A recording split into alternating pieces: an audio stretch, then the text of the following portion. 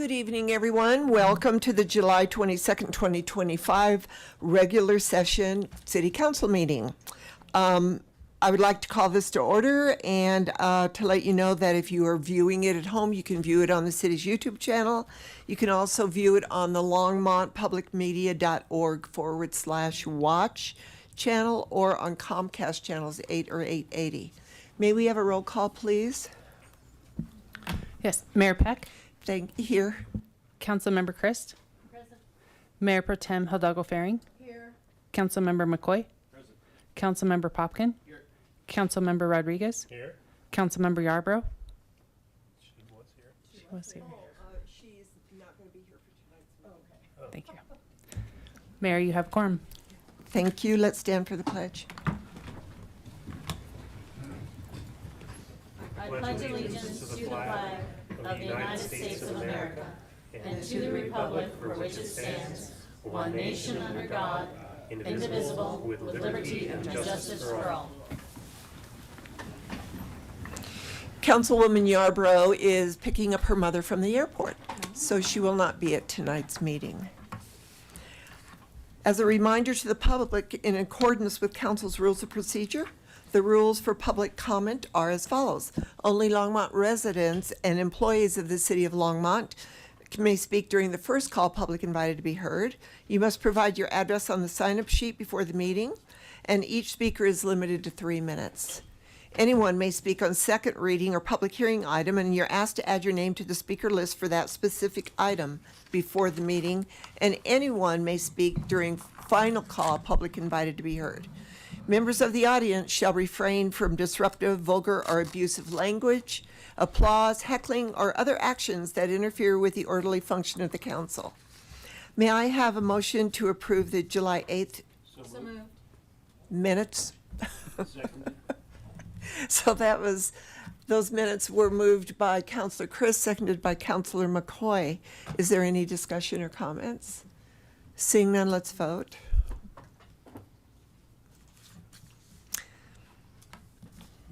And those passed unanimously.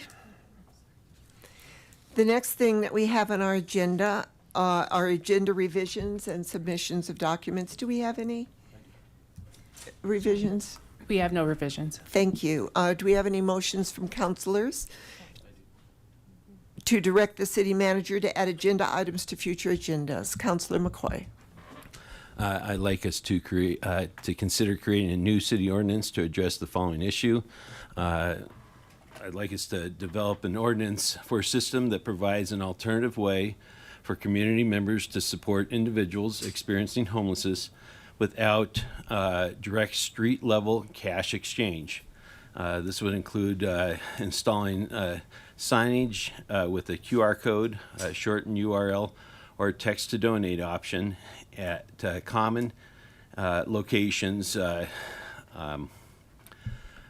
Funds collected would be placed in a dedicated city account and distributed annually through the Housing and Human Services Advisory Board to local nonprofits such as the R Center, Longmont Hope, or similar organizations specifically for the services that provide food, shelter, clothing, and support to unhoused individuals.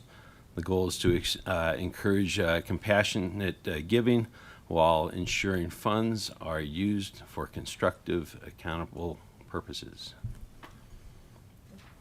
I can, Krista, send you that if you'd like me to. Yes, please. It is sent. Councilor McCoy.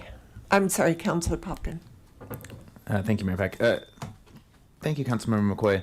Interesting motion. Can you elaborate on 2 things for me? One, what's the goal of this, or what's the problem you're trying to solve for here specifically? And then the second question is, in terms of the strategy you're taking, I'm curious if this is borrowed from somewhere else that you've seen it used. Is it kind of what efficacy you've seen with that, and kind of why now? I had the great opportunity to go to the neighborhood group leaders meeting. Thank you, Mayor Peck, because and it was brought to me by a member of the neighborhood group leaders in regards to how it was being done in another community. And it was sort of thing that reduced the distribution of actual cash at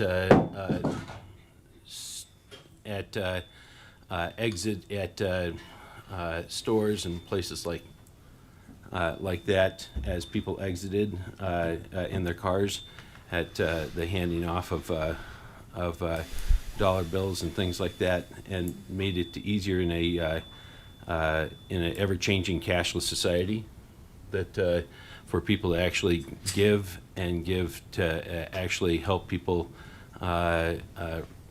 get out of the situation of homelessness. So it wasn't my idea, but it was a good idea.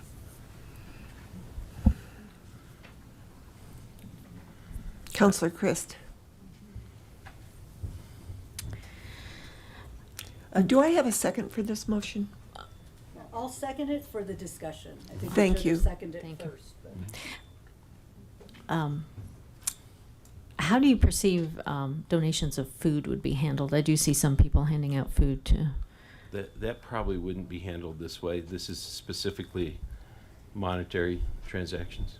And would there be punitive action against someone handing No. out cash? No, it just offers an alternative. Just offers as an alternative. Okay. I'm in favor. So this motion, and I'm going to read it. Thank you for putting this up, Crystal. I was waiting. I didn't know how to say it. So the motion by Councillor McCoy is to develop an ordinance for a system that provides an alternative way for community members to support individuals experiencing homelessness without direct street-level cash exchanges. An idea, this could include installing signage with a QR code, short URL, or text to donate option at common panhandling locations. Funds collected would be placed in a dedicated city account and distributed annually through the Housing and Human Service Advisory Board to local nonprofits such as the Hour Center, Longmont Hope, or similar organizations, specifically for services that provide food, shelter, clothing, and support to unhoused individuals. The goal is to encourage compassionate giving while ensuring funds are used for constructive, accountable purposes.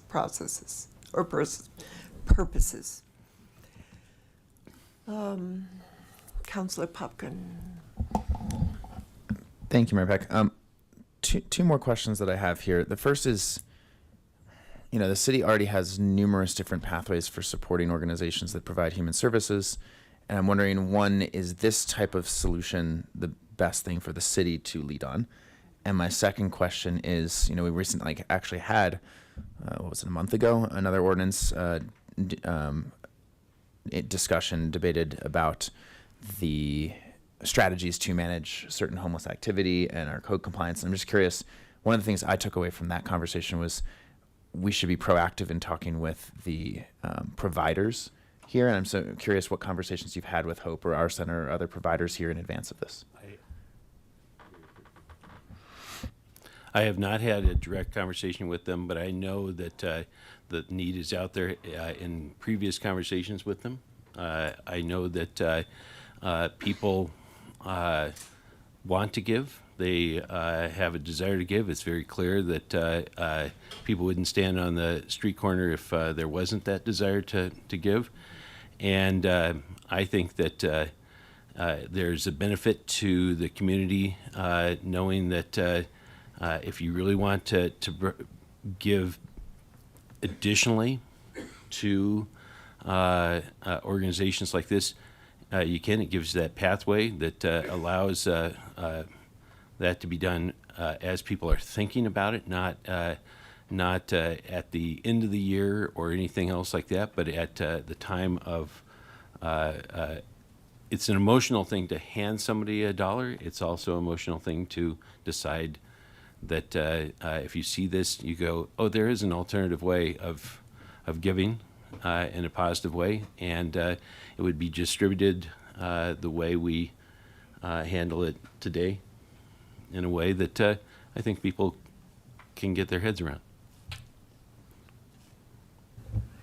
Mayor Pro Tem Hidalgo Faring.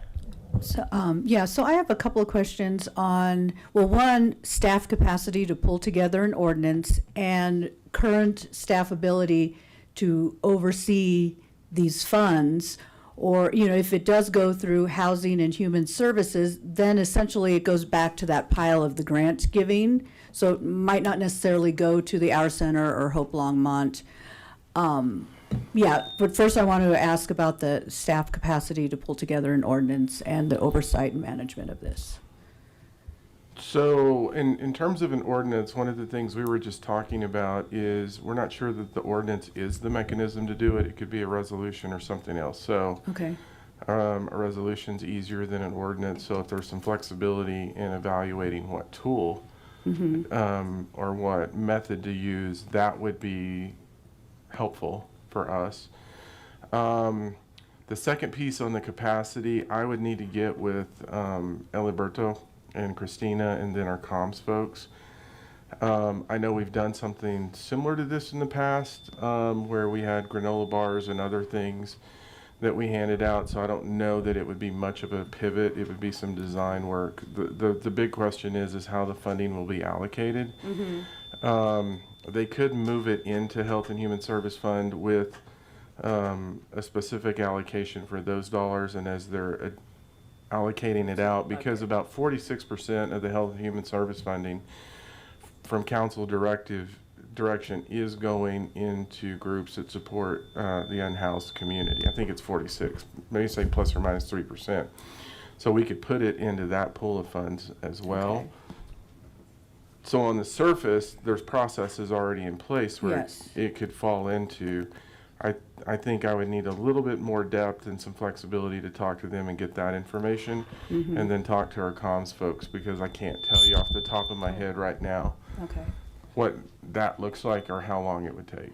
Okay, because I like the premise, I like the idea of this, but I feel like there was some kinds of systems in place anyways, and I don't want to duplicate efforts or add another layer of complication in this process. So if there's a willingness to. Well, I'm willing to, do I would whatever- support that, yeah. whatever flexible approach, whether it be a resolution or whether it be an ordinance, leave it to staff to determine would be the best mechanism, and to use what we're already doing in place, not trying to recreate the wheel. So I think I understand what you want to do, and I think it's a good idea. And we've had, like Harold has said, discussions on a better way to do this. And the QR code is a good idea, but putting that at intersections where homeless is, when people are in cars, I doubt if they're going to get out and take a picture of a QR code. But I would suggest talking to Christina and Eliberto first and think about maybe a QR code in the city line. For a place because that goes to everybody in the city, and with an explanation and. Well, I'm just trying to So- make it where it's available, maybe in a couple different places where when people are, sometimes there's a passenger in the car that would do the transaction on behalf of them. That was kind of the idea that when people are in a giving mood, if you're willing to open up the window, hand the few dollars at the transaction, this is that transaction mindset that putting that code there allows that transaction to occur in a positive way. Okay, let's vote. Are we going to, did you want to amend it? or Yeah, do I you- think we okay. amended, I'm sorry, I thought you What were, was the I amendment? would like to amend it to a resolution that gives staff the capacity to, the flexibility to Okay, come back with. yeah, whether it be an solutions. ordinance or a resolution. so we need to vote on that amendment. It's, No, if we both agree on it, do we Yeah. have Do you to? accept it as a I friendly accept amendment? it, I do. Streamline things. so it was amended, this starts out, it starts out normally to please develop an ordinance. So now we're going to change that to create a new resolution to address the following issue. Or, A resolution or ordinance. yep, Does that that fall in line? satisfies me. Okay, so let's vote.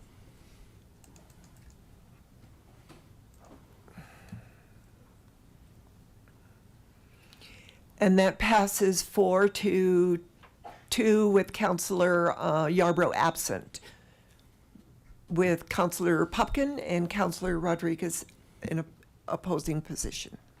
Thank you.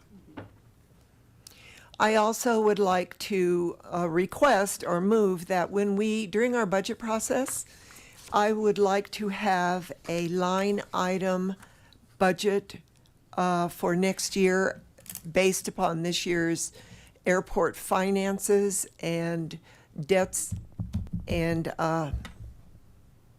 accounts receivable, basically, including in there what staff time, what that amounts to as far as extra time that they need to put on to run the airport, so that we can make a good decision for next year in the budget.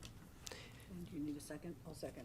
Okay, I made that motion, seconded by Mayor Pro Tem Hidalgo Faring. Is there any discussion? Counselor Popkin. Yeah, sorry, I'm just not seeing this on my screen, so I'm just curious if you could repeat the motion again. Sure. Thank you. I move to direct staff when we are in the budget process to give us a line item budget for the airport. Accounts receivable, how much money are we putting into the airport? How much money are they spending? How much do they receive, et cetera, et cetera. Gotcha, thanks. And my understanding is that we generally have a line item budgeting process. Is it different on a per fund basis or for a particular facility? Like, is this a particular departure? No, we do provide the line item budget, but I think the motion is to have a specific section just going over the airport budget Gotcha. in a little more detail. Thank you. Counselor Christ. My question is it only for the airport, or are we going to look at all line items? My motion is for the airport. You have no concerns about other enterprise I funds? do, but that would be a different motion. This motion is just for the airport. Okay. So we provide you, as we're going through the process, with a line item budget for the areas that we're going over. And then we provide an overview, and as we're going through the budget process, we give you all the ability, as you're looking at that, to ask us specific questions in that. So that is part of the information that we're providing as we're moving through our presentations. And you would generally have line items for enterprise funds? Yes. All of them? Yep. Okay. Okay, let's vote. Did we have a second? Yes. We did, Mayor Pro Tem.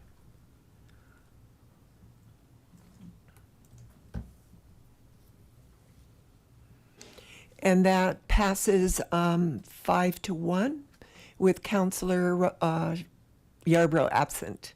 And Counselor Christ was the one opposing. Thank you.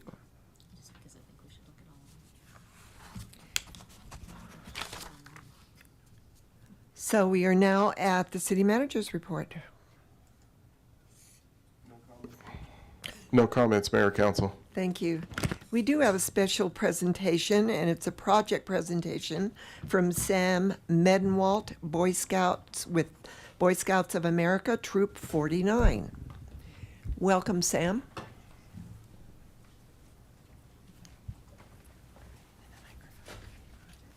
You're a little taller than I am. There you go. It's on. It's on. Yep, go ahead. Hello, Mrs. Mayor and the Longmont City Council. Thank you for having me here tonight. My name is Sam Manuel. I'm a Boy Scout with Troop 49 in Erie, working on my Eagle Scout project. I have had the privilege of working with Mr. Russ Boehm to create flag retirement boxes. We gave one to the local Elks Club a few weeks ago, and now I am here to present this one to you for the city of Longmont. My interest in the flag has been a part of my whole life. My great-grandfather served in the U.S. Navy during World War II. My grandfather served in the U.S. Air Force, and my dad is a U.S. Marine. From the time I can remember, my older brother and I were taught to respect the flag. My mom even has pictures of the two of us standing in front of the TV for Monday Night Football saluting the flag on TV while Dad stood at attention and the national anthem was sung. It is due to this tradition and history that led me to find an Eagle Scout project that involved our nation's flag. Connecting with Mr. Russ allowed me to do this. During our initial discussions, Mr. Russ wanted me to design and build a box not only for the Elks Lodge, but also an additional box for the city of Longmont that we could put out in public view for flag collection. We are also hoping that you will be willing to publicize it on the city's website so people know about it. This is a box. This is a box for a collection of U.S. flags. As per U.S. flag code, the only flag that needs to be retired, that needs to be collected and properly retired, is the U.S. flag. Having a collection box where Longmont residents can access it will make sure we are treating our country's flag with the respect it deserves. One of the questions I know you have is who will maintain this box. The Longmont VFW Post has volunteered to maintain the box, collect the flags, and make sure they are properly retired through the flag retirement ceremonies. With all this being said, on behalf of myself, Mr. Boehm, and Boy Scout Troop 49, I gift you with this flag collection box. Do you have any questions for me? Thank you, Sam. This is an amazing project. We're going to take a picture, but I do have a question just for clarification. These are retired flags that that people no longer want to fly because they've even been torn by the wind, or they just don't want them anymore. Can you clarify that? It's any flag any American flag that somebody doesn't need or is damaged and can be properly retired in the proper manner.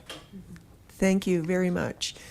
I would like a picture with you and the box, if you wouldn't mind. I don't mind that. I don't mind that at all. Okay. Oh, yeah, absolutely. Not just me. You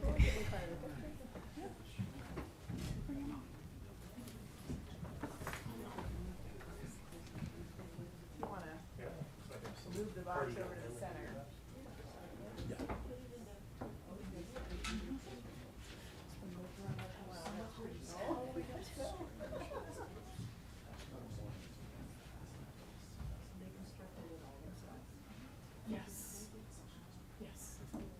So how do you put it opens? Amazing. Wow.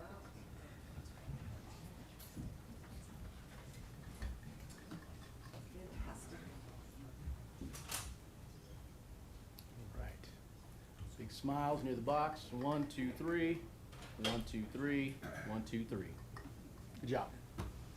Wow.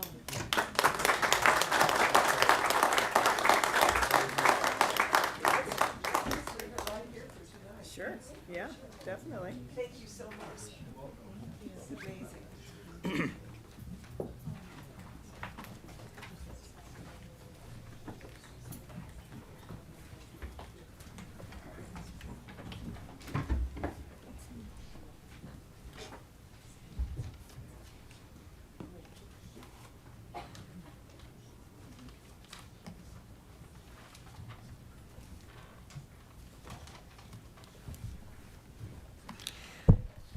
We are now at first call, public invited to be heard. And remember that we would like your name and address and 3 minutes. The first one on the list is Sherry Malloy.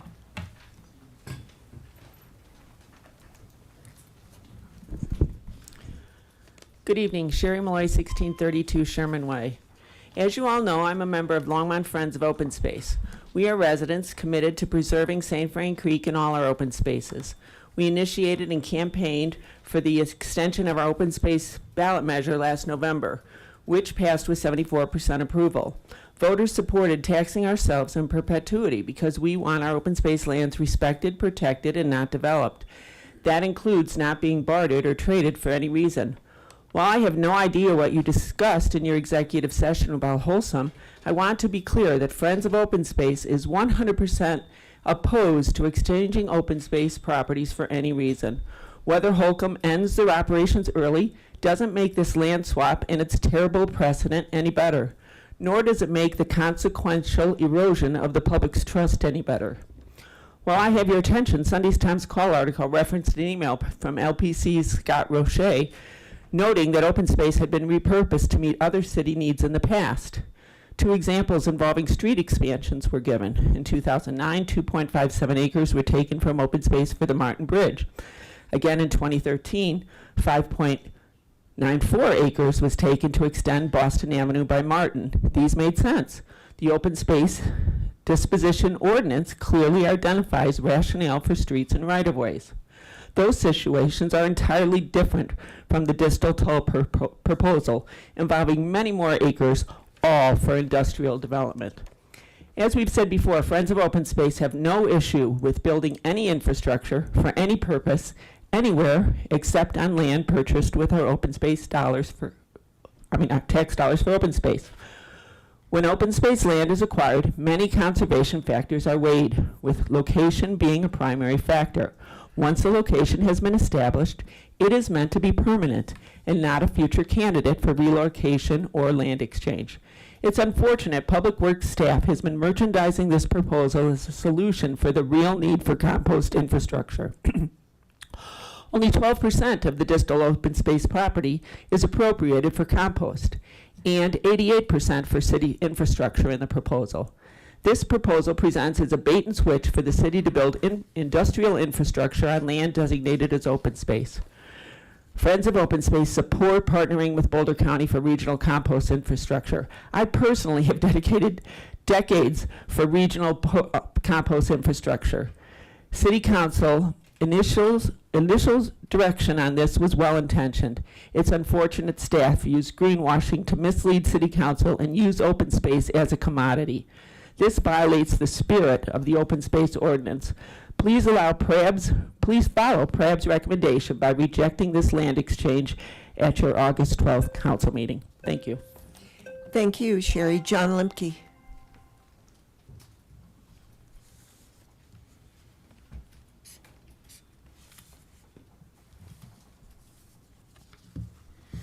Good evening.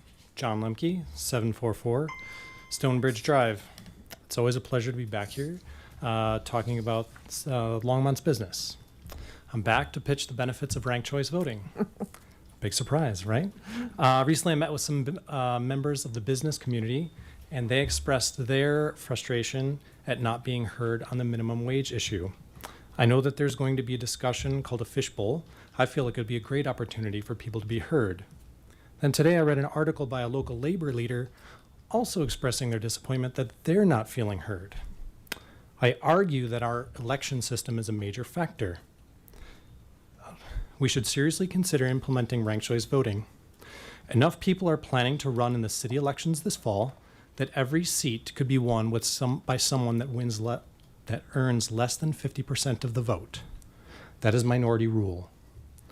It is possible in the at-large election, the winning threshold could be between 20 and 28% of the vote for someone to win. At least two things happen when you implement ranked choice voting. You need a majority to win, and voters feel like their voice and vote matter. I will circle back. Winning with less than majority is minority rule. Ranked choice voting solves that.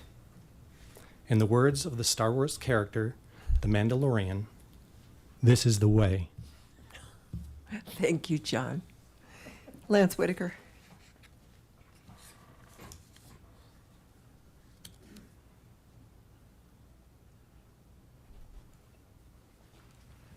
Mayor and Council, my name is Lance Whitaker, 1750 Collier Street, Longmont, Colorado. Been here for over 40 some odd years. I'd just like to remind people today is National Fragile X Awareness Day, which is a disease that affects your genome. National Pooch Fudge Day, National Mango Day, and National Hammock Day.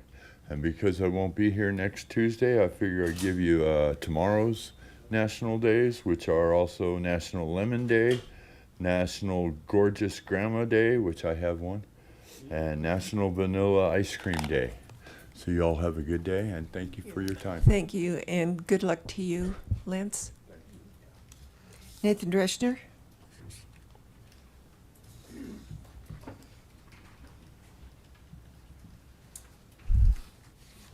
Good evening, Nathan Drashner, 2205 Winding Drive, Longmont, Colorado.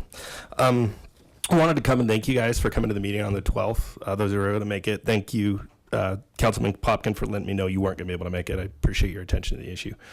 Thank you for coordinating it as well. That was super helpful. I know for those of you who weren't able to make it. So one thing I wanted to follow up on, though, is unfortunately, after the meeting this last week, CAR, in conjunction, we thought CAR was gone, in conjunction with Ohio Recovery Housing, released a press release that I brought a printout for everybody that pretty much reverses most of what the BHA told us in that meeting on the 12th.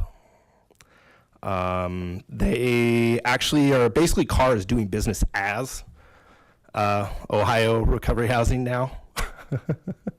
The state, I don't know if you guys remember when Kelly made her comment about the BHA lead, made the comment about Colorado residents doing the evaluation.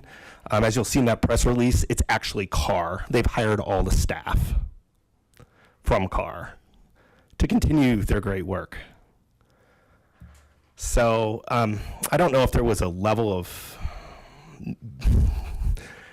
disingenuity. I don't know if she wasn't honest with us or what happened, but a lot of people are pretty frustrated right now. Felt like basically we just got a lot of lip service during the meeting. A couple items of concern that came up during the meeting that I wanted to give you guys a heads up about. The way the Kelly from the BHA kept on citing the primary diagnosis. I mean, I don't know that, since we all know who lives there, that might have been a HIPAA violation. I don't know if you guys have thought about that, but since everybody knows who lives there and she's disclosing that everyone has this primary diagnosis of substance abuse, there's actually excessive extra protections for substance abuse clinical data. It's called 42 CFR Part 2, I think it's called, that are even more stringent than normal HIPAA. And then finally, and that's just a real concern to us, for the well-being of the people who are living in the house, the clients who are living in the house. So appreciate you guys' attention to the matter, and sorry to be the somewhat bearer of bad news, but thanks again for coming. Appreciate it.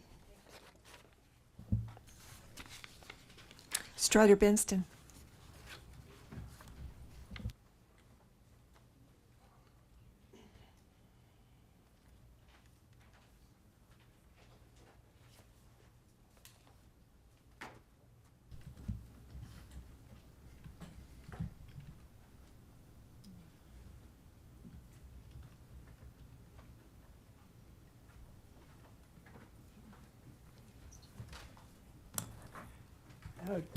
How do? I'm Strider Benston, 951 West 17th. Last Thursday we had a memorial vigil for John Lewis and also C.T. Vivian, who was mentor to John and myself, and they died on the same day, five years ago, last Thursday. That picture is with C.T. and me in Selma 5 years ago. So the travesty that's been going on in this country the last, every day, there's more stuff. You got the Epstein stuff, you got the Trump put out the Martin Luther King issue, anything to distract us from how our country is being destroyed. Let me give you from General Eisenhower in 1946. There were a lot of Republicans running for Congress, and they either were or had friends who would speak for them wearing their military uniforms. And General Eisenhower said, this is absolutely improper. We should not use the military to support any political organization. And he finished his term the same way with the military-industrial complex speech. People don't know but his first speech in 1953, his guns and butter speech, which I will quote for you. Every gun that is made, every warship launched, every rocket fired signifies in the final sense a theft from those who hunger and are not fed, from those who are cold and not clothed. This world in arms is not spending money alone. It is spending the sweat of its laborers, the hope of its children, the genius of its scientists. This is not a way of life at all in any true sense. Under the cloud of threatening war, it is humanity hanging from a cross of iron. He had just been elected president. He opened his presidency with that level of understanding. We need those kind of people who care about our country. Thank you. Thank you, Strider. Steve Altshuler.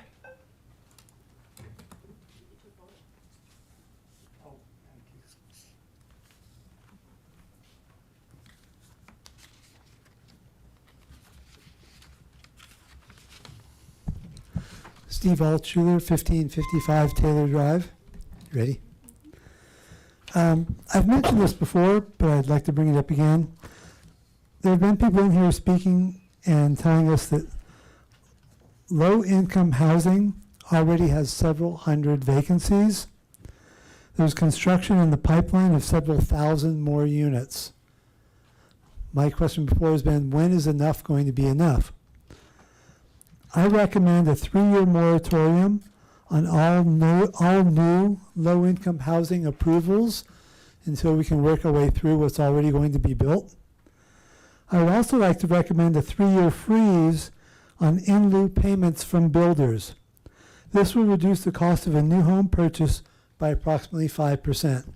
So you guys keep talking about things being too expensive, and I keep mentioning how it's because the city is taking money. So this would be a good way to give it a test for a few years and see if we can't keep prices down. As builders have to pay less, they can charge less. I'd also like to point out that in 2019, and my figures might be slightly off, but they're close according to Google, the population in Longmont was about 97,000 people. In 2024, the population of Longmont was 98,444, a 1.5% increase. In 2019, the budget for Longmont was $363 million. In 2024, the budget for Longmont was just over $444 million. That's a 22% increase.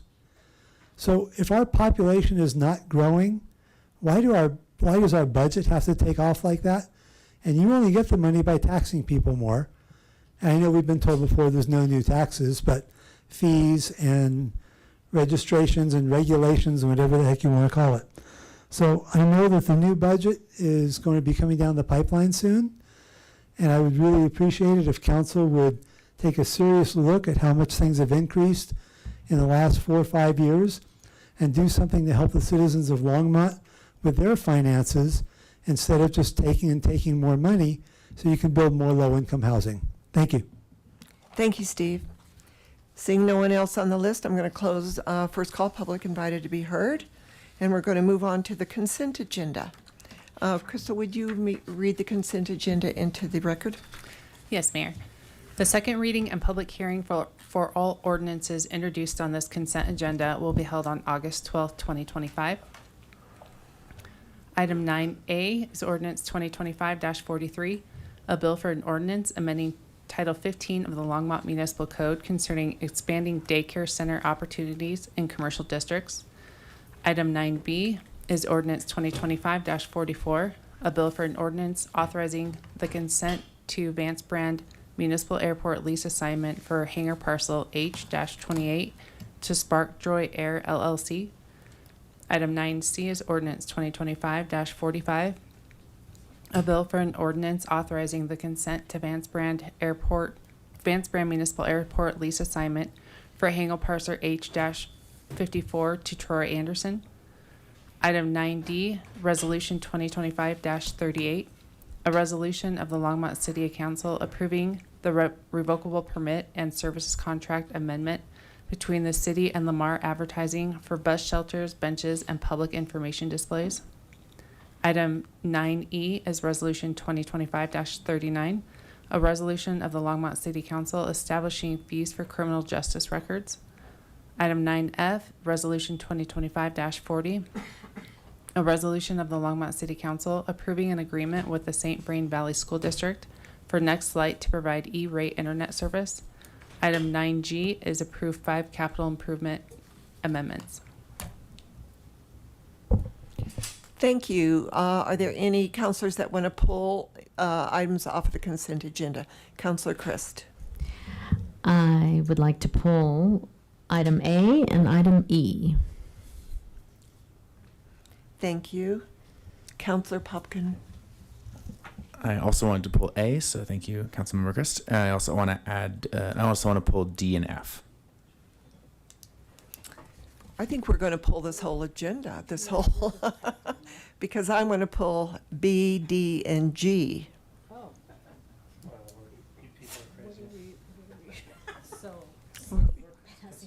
So,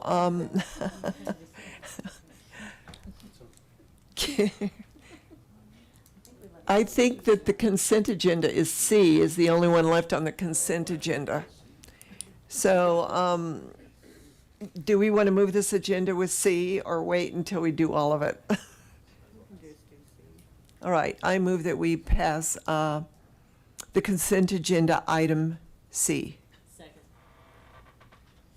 It's been moved by myself, seconded by Councilor Chris, that we pass item C on the consent agenda. And now we're going to move to the ordinance on the second reading. Oh, we have to vote. I'm going ahead of myself. Let's vote.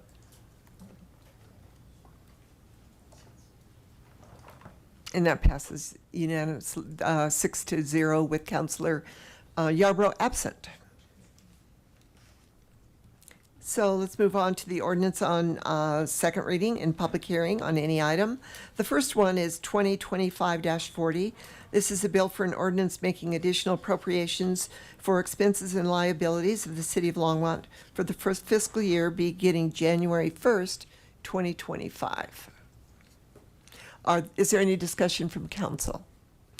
I do have one question, and I'm basically asking this for the public in case anybody's listening online. My question is, I should have just disappeared.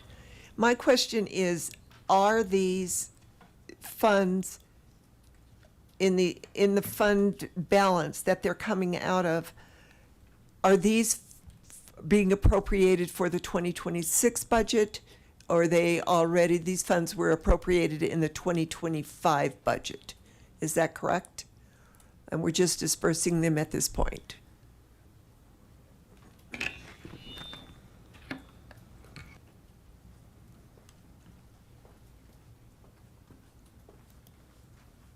Good evening, Mayor and City Council. So the appropriation would be for 2025, not Okay. 26. Thank you. That's all I needed to know.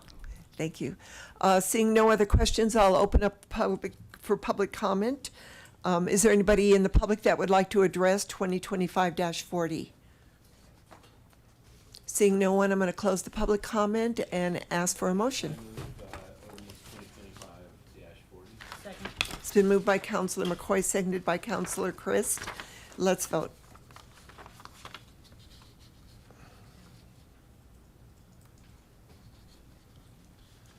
That passes 6-0 with Councilor Yarbrough absent.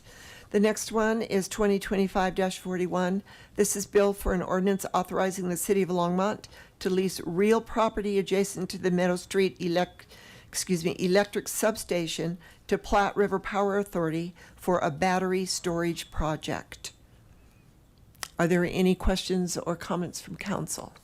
Councilor Popkin. Thank you, Mayor Peck. I asked multiple questions at the last meeting on this, and those were all satisfied. And I just wanted to share one comment. I was just in Chicago this week for work at the Aspen Ideas Climate Summit, and attended a workshop this morning with a lot of different insurance providers, financial folks, and energy professionals, and the consensus across multiple different industries was that we are not doing nearly enough to reduce our risk to various environmental threats and economic threats as a result of that. This is a step in that direction. And so I just wanted to add that context that resilience really does matter. This is both a resilience addition enhancement for our grid and a flexibility enhancement for our grid as we move forward in a changing world. And I think this is a really nice step in the right direction. Thank you. Seeing no one else in the queue, I'm going to open up the public comment for this ordinance 2025-41. Is there anybody in the chamber that would like to address this? Seeing no one, I'll close the public comment for 2025-41 and ask Councilor Popkin, are you still? Oh, I'm sorry. I'll ask for a motion. Yeah, I will gladly move to approve ordinance 2025-41. It's been moved by Councilor Popkin, seconded by Councilor McCoy to move 2025-41. Let's vote. That passes 6-0 with Councilor Yarbrough absent. Our next bill is 2025-42. It's a bill for an ordinance authorizing a lease agreement between the City of Longmont as lessee and the Ascent at Hover Crossing LLLP as lessor for a rooftop lease agreement for siding solar power system. Do we have any comments or questions from council? Seeing none, I'll open up the public comment on 2025-42. Is there anyone in the public that would like to address this ordinance? Seeing no one, I will close the public comment and ask for a motion. I'll move ordinance 2025-42. It's been moved by Mayor Pro Tem Hidalgo Faring, seconded by Councilor Popkin. Let's vote.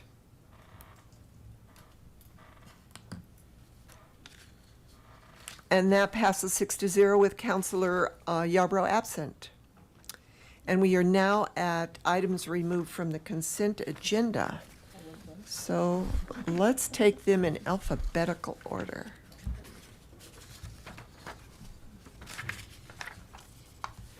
All right, let's start with A. Who pulled A? Okay, Councilor Popkin. Yeah, wait for staff to come up. I pulled A because actually, I guess it might have been 2 weeks ago that I made a motion to kind of to direct the Plan and Zoning Commission to look at further expanding this, and actually wanted to just, now that I'm seeing this in full form here of what's come back from staff, I'm wondering if that's necessary. And so I wanted to actually put out an idea here as an amendment to this ordinance that I think is in the spirit of what this is trying to do and just further does this fairly efficiently if we're right here right now. So looking at the chart, this is in section 1. What page is this? This is page 1 of the ordinance itself, where we have that table of allowed uses. My amendment was going to be to, let's see, where did that language go? I wanted to amend the ordinance to add permitted, to make early childhood education or daycare facilities a permitted use in RMN residential districts, and make it a conditional secondary use in RSF and RU districts. So the thought process there, or should I wait for a second and then explain? What's the preference here? I think we need to wait for a second, Okay. and then we can discuss it. Thanks for asking. Do we have a second for this? Mayor Pro Tem Hidalgo Faring has seconded your motion. So Great.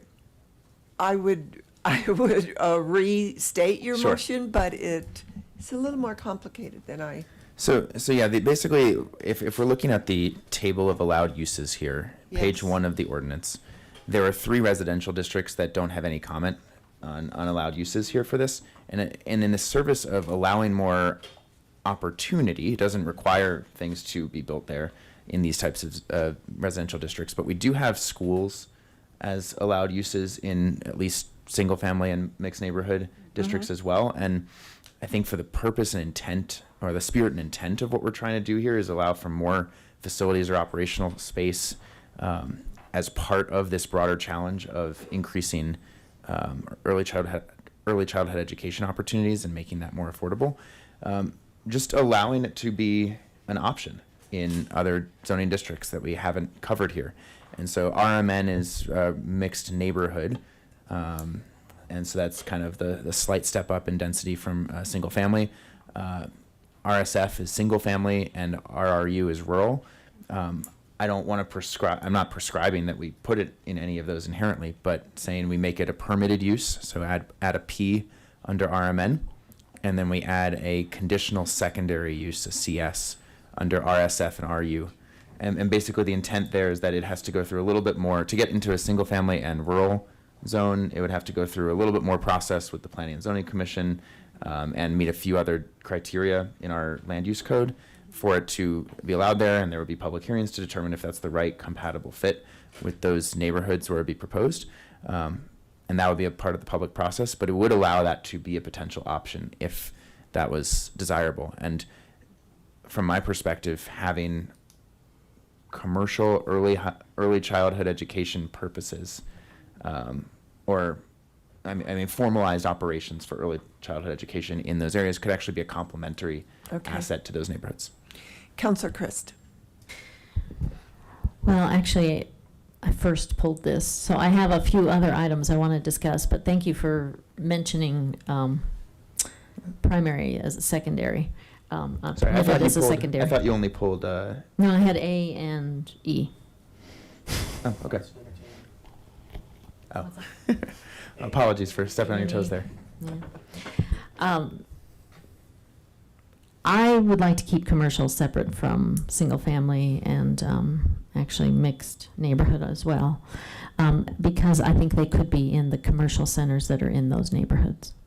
If it was a commercial daycare, and I'm thinking, for example, there's a commercial area right between, I'm thinking over on 9th Avenue where there is a commercial daycare, and we also had one on 21st, mostly talking about my ward here because I'm very familiar with it, as it became more commercial. So it's not actually in the neighborhood, but it is available for the neighborhood. But I actually had other considerations with this, is the reason why I pulled it. For one, okay. Is there any other comment on Councillor Popkins' motion? Can I just briefly respond to Councilwoman Christ? Sure. Thanks. I do want to distinguish, so there aren't, just to clarify, there aren't commercial subsets of an RMN zone or an RSF zone. There could be adjacent districts that are zoned for that purpose. Exactly, that's how I'd like to keep it. Gotcha, I understand that. I just wanted to note for everyone's awareness that in a single-family neighborhood and in a mixed neighborhood, so in a single-family neighborhood, allowed secondary uses already include places of worship and schools.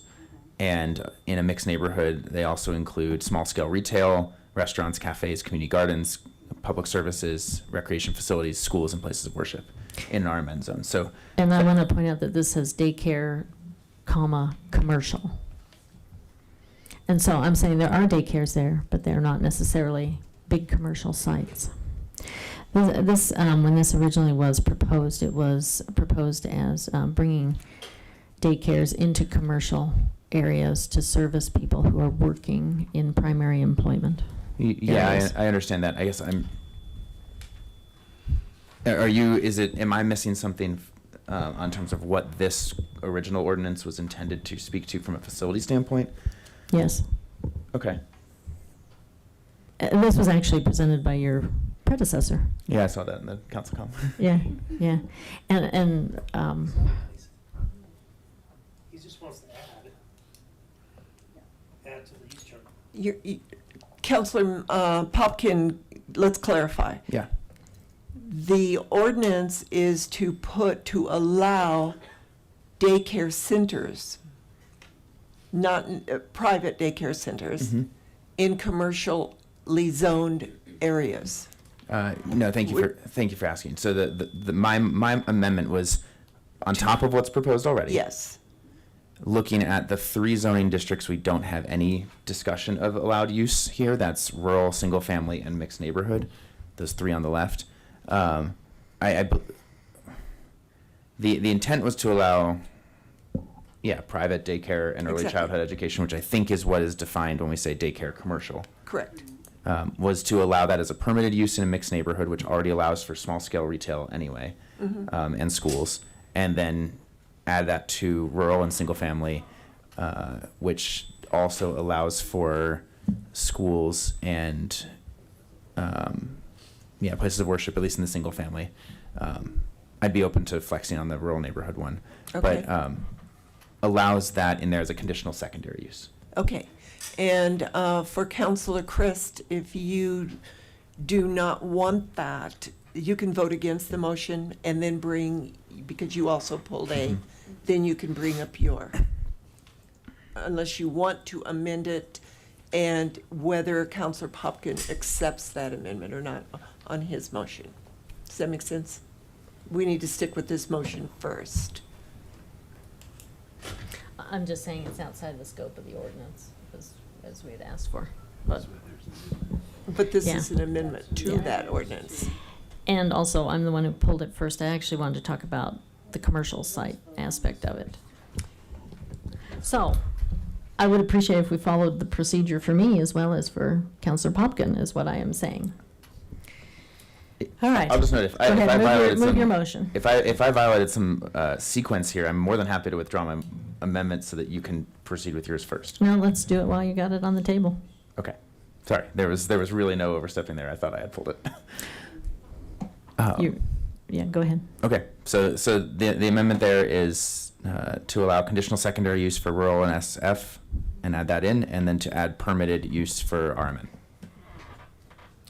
Okay, any other discussion? That was seconded by, yes, I can see Councilor McCoy.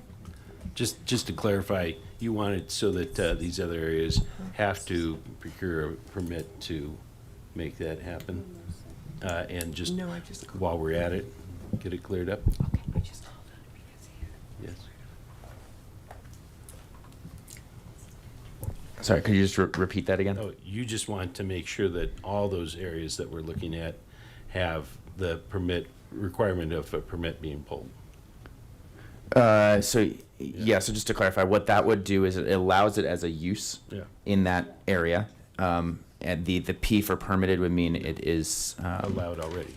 it is a it is a permitted use, and it follows the permitted use procedures in our land use code.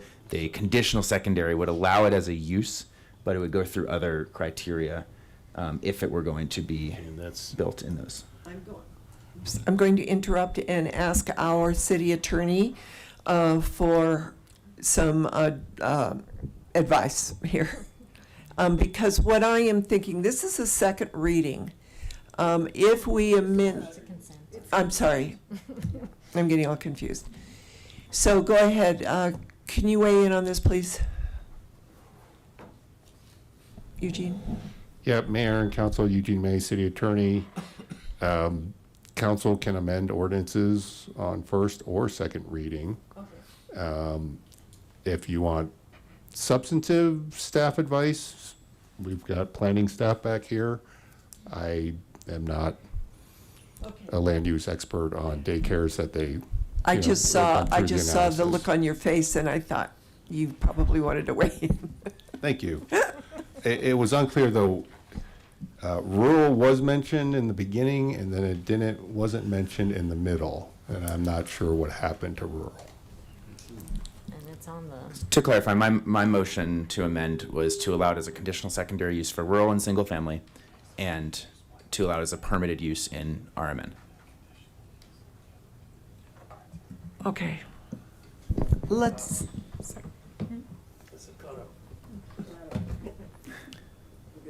Can I just clarify quick on that motion? I have RRU as a conditional secondary use. Yes. Include that as well? Yes, RRU, RSF, both conditional secondary, RMN permitted. Thank you. Yep.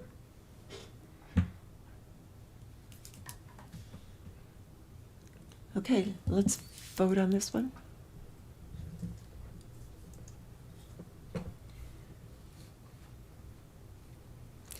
So that passes 5-1 with Counselor Yarbrough absent. Counselor Christ was opposing. Now we'll call on Counselor Christ for, you pulled A as well. Yes, I do, or I did. So I have a couple of concerns with this. The first one is that we have a new LEDP director, and I believe that this type of ordinance may influence the availability of commercial sites for new businesses. For instance, if a daycare were to move into a commercial area and meet all the qualifications of this ordinance, and then one of the businesses were to leave and they want to attract a different business that maybe doesn't meet all the qualifications, but the daycare is already existing there, that might dissuade some commercial development. And so I just wasn't quite sure how to wrap my head around this in terms of what we have presented in front of us, and wondered if we could pass this to LEDP for some discussion before we bring it back.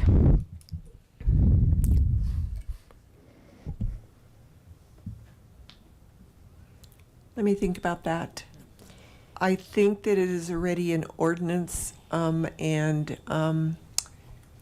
they can weigh in on ordinances, but we need to decide tonight whether we're going to table this, pass it, but we've already passed it with the amended land use. That's the problem, because he got ahead of me. Point of parliamentary procedure here. We passed the amendment to this. We have not voted on the actual ordinance yet tonight. Okay. So this is still in the workshop phase. And here's the problem. This is coming back on August 12th, which is before our next LEDP meeting. So just want to delay it maybe 2 more weeks so they have a chance to weigh in. Otherwise, they're coming in at second reading. Do you want to make a motion out of that? Please. I would like to forward this ordinance to the LEDP board for consideration before it comes back for second reading, or before it passes consent. Can we have a second for Counselor Chris' motion? I'll second for discussion. Okay. So Counselor Chris would like to move ordinance 9A 2025-43 to the LEDP before we pass it for their input. Counselor Popkin. Yeah, thanks, Mayor Peck, and thank you, Councilwoman Christ. Again, no, not trying to shortchange the process here at all.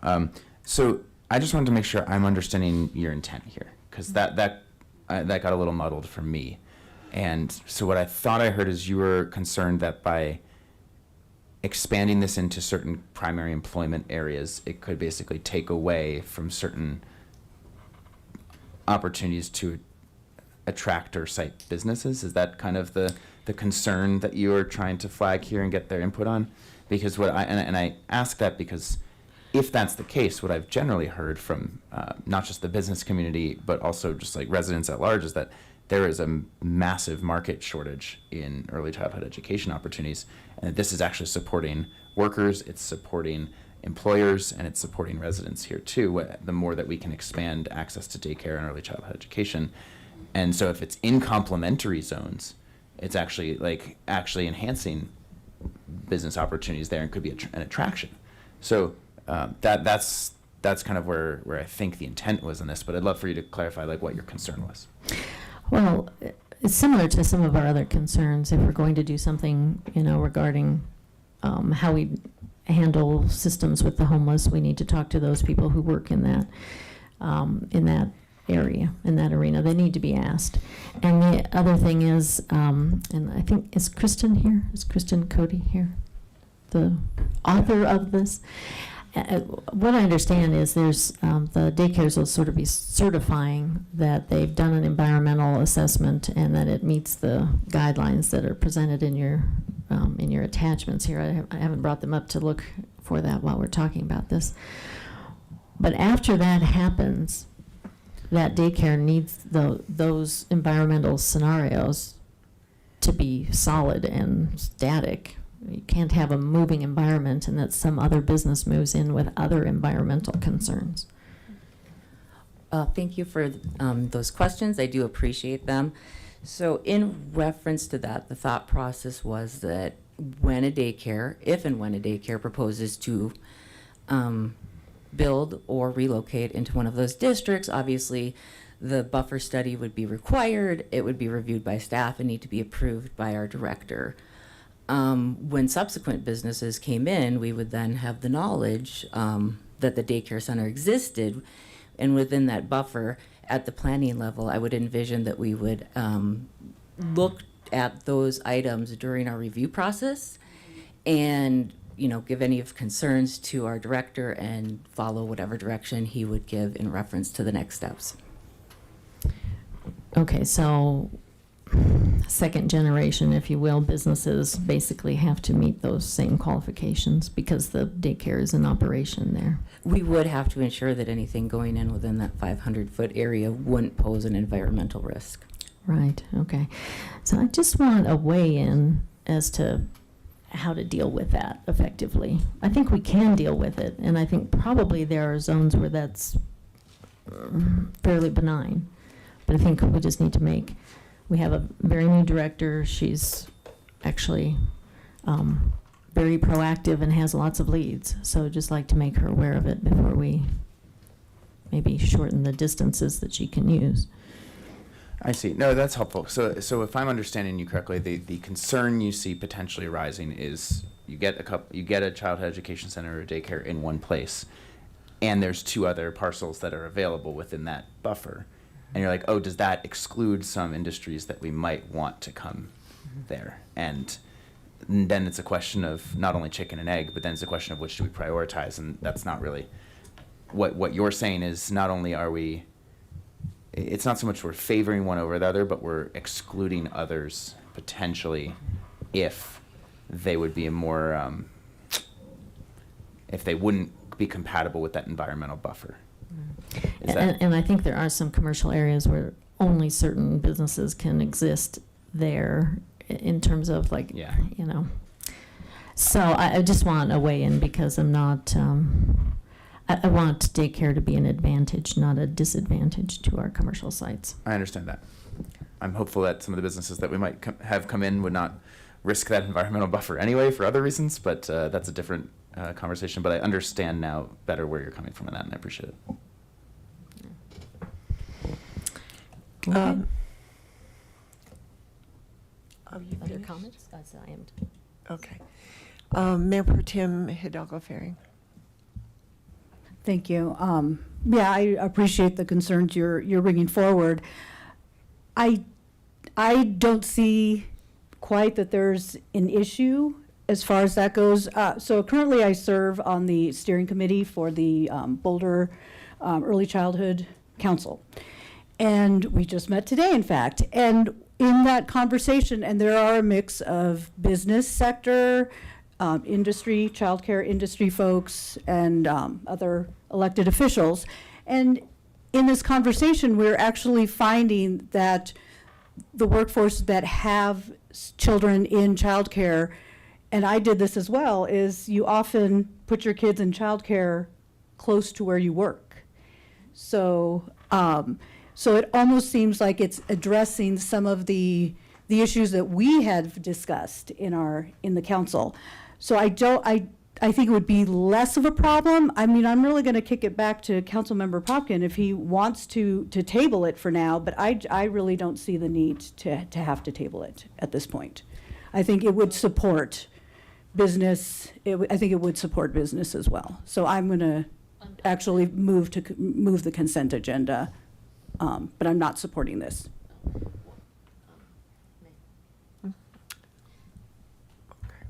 I'm not asking to table it. I'm asking to delay it until LEDP can have a look at it. That is tabling it. Well, extending. It's tabling it. To me, you table it, you bring it back at your discretion. But I'm asking that it go beyond August 12th. So. You know what? I think we've had enough discussion on this, to be honest, and let's move it on. let's vote on your motion, because you did not say you wanted to amend this ordinance. You just put it out there. Do we even want to consider giving it to LEDP? So you want to table it? And so, To forward to LADP. for review, and that's tabling it. So, let's vote on this, whether we want to forward it to LADP.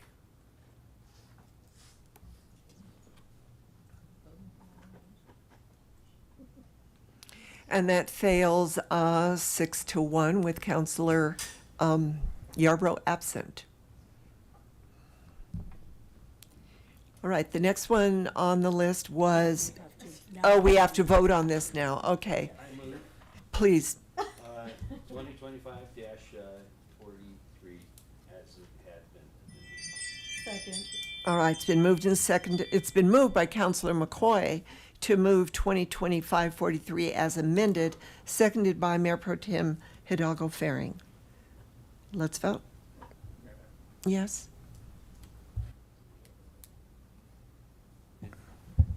Thank you, Mayor Peck.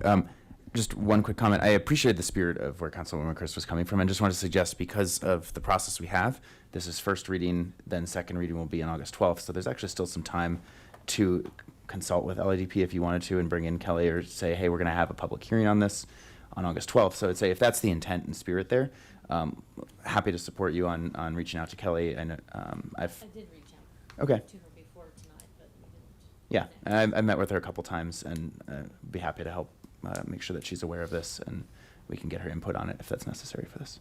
Yeah, I think so. So, It doesn't give her very much. yeah, so just wanted to offer that. Cool, thank you.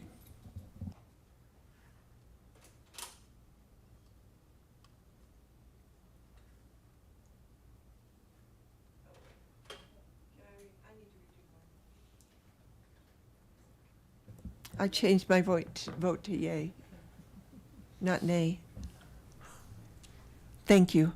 So that passes 6-1 with Counselor, 5-1, I'm sorry, with Counselor Yarbrough absent. Thank you. And I pulled B only for a question. As I was reading this, I was wondering and tried to research, what does Sparky Joy LLC do? Is that Sparky back there? Sparky Joy. Hi, Mayor, Council. I'm Levi Brown, Airport Manager. Yes. It's a private individual with a private aircraft. Okay, all right, thanks. I tried to Google it and I couldn't find anything, and I thought, You'll find many. it's a business. Many lessees will put limited liability companies, kind of. Okay, thanks, that's all I wanted. So knowing that, I pass 2025-44.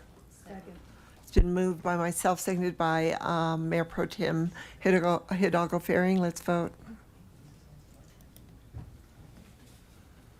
And that passes 6-0 with Counselor Yarbrough absent. The next one on the list is D. Who pulled D? Counselor Popkin? Did, mostly just for one question. Hello, Ben. Good evening. Good evening. I'm looking at the Third Amendment document here. Says the Third Amendment to Services Contract.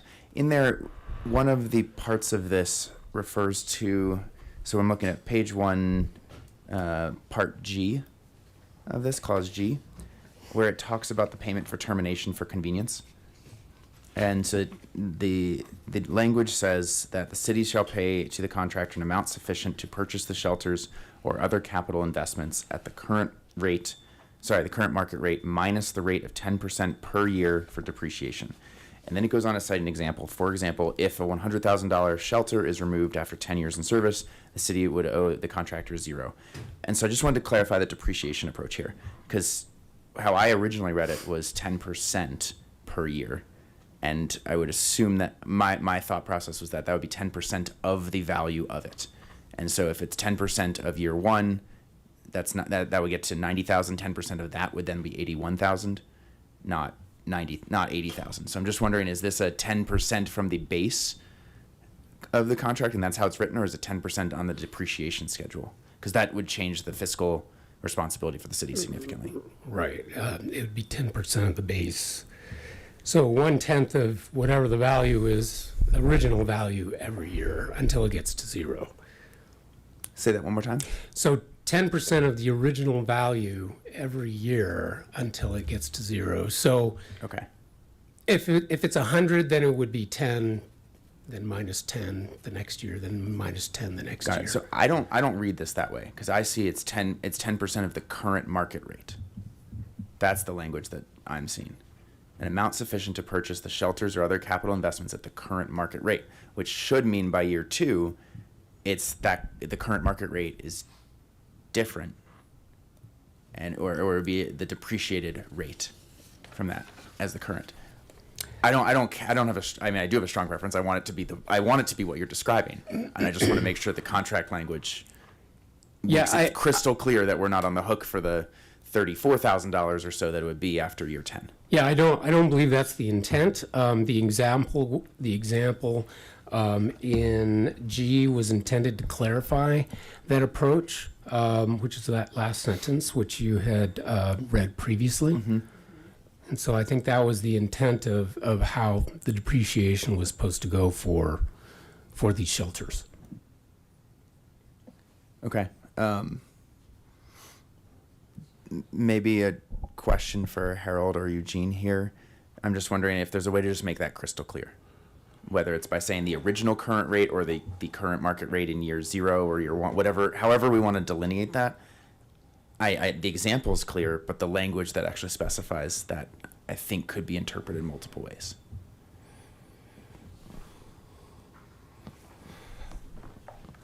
I think also, and maybe the last sentence, for the purpose of this provision, just depreciation shall start from the date a new shelter or other capital investment is put into place. So I think that sentence is starting the mark of when it's put into place. I think and I'm the non-attorney here, the example shall start from, but doesn't say it's that is the reference rate. Correct, and I think the example gives a clarity from the calculation standpoint of how that would be done, but I'm the non-attorney, so. But you're the finance guy. I mean, I think that the example provides, I think about, my Schedule E that I fill out for my rental property, and you have linear depreciation. It's the same amount every year. That's kind of what this is saying. I'm looking at Councilmember Rodriguez, maybe if he has some depreciation terminology. I don't know if linear or flat rate of 10% per year, but I think the example kind of shows that if you go 10% per year for 10 years, you get to 0. Is the example legally binding? It's illustrative of the intent.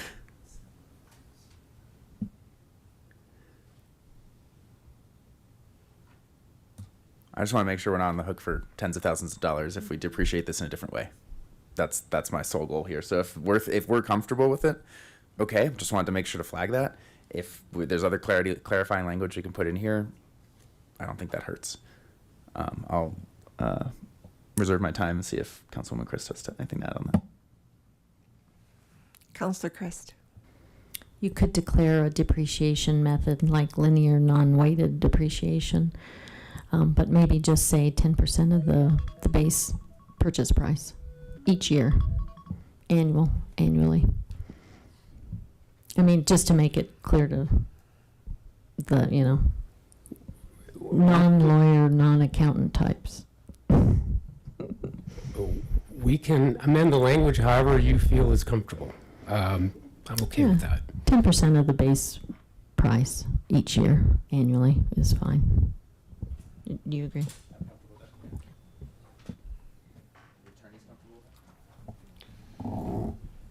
I am comfortable with that. I'm a little concerned about the execution of the agreement. I assume Lamar has already signed. So if we amend it now, we got to go back to them, get their approval of the amended language. We do have a representative from Lamar here. I will defer to Stephen Cecil with Lamar and see what what his thoughts are.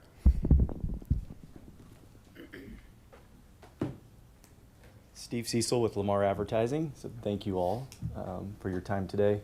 The intent was to have a zero balance after 10 years.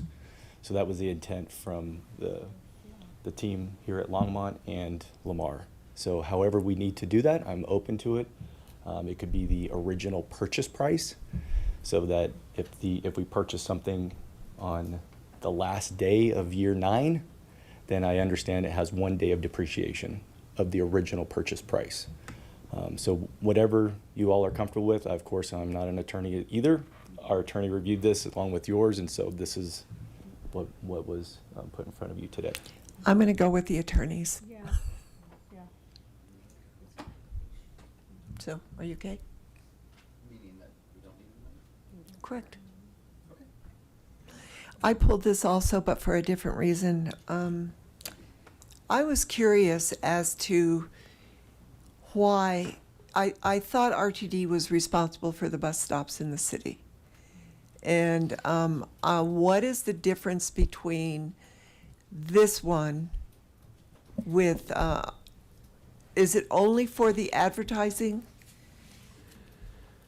Or is this a totally different thing because of our bus terminal? Well, Mayor, it's sort of a hybrid of what we've done in the past. So RTD, they designate the locations where the bus stops are going to be. They put in a flag. They have an agreement that the buses will stop at those locations when there are passengers waiting or someone requesting a stop. This being a bus rapid transit system, however, is different from the local systems, obviously. So there have been a lot of capital expenditures in order to make this a far more robust type of a system. And one of the amendments, or one of the amenities we're going to be adding, are the public information displays. And you all may recall me bringing those to you in the past. And so Lamar Advertising will be purchasing those, as well as providing the advertisement, as well as then we will also have RTD providing those schedules on those information displays. So the essential difference here is a more robust system. The shelters are going to be far more substantial, along with the other amenities at the 4 stops on Kaufman Street.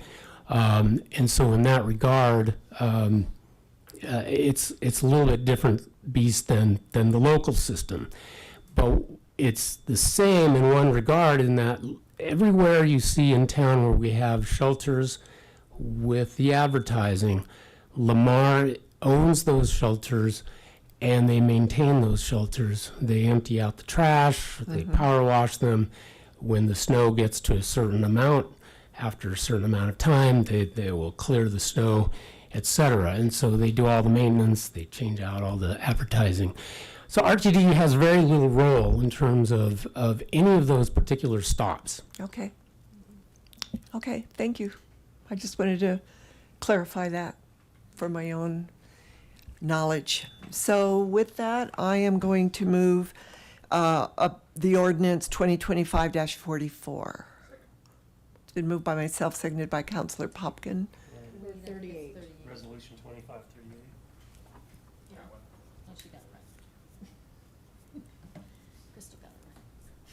Oh, it is D. I'm sorry. I was looking at B. I know she did. Crystal got it right. So let's vote.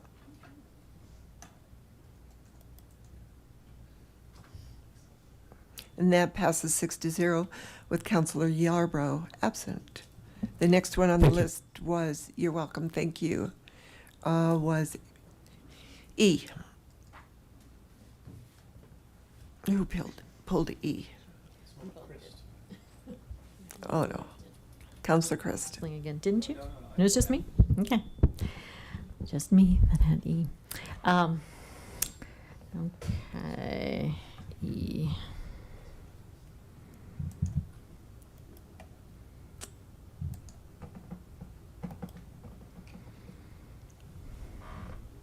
Ashley Gillespie. Is Ashley in the...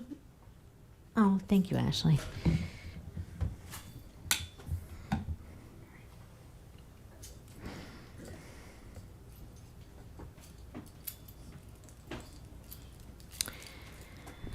Hi. Hi. How's it going?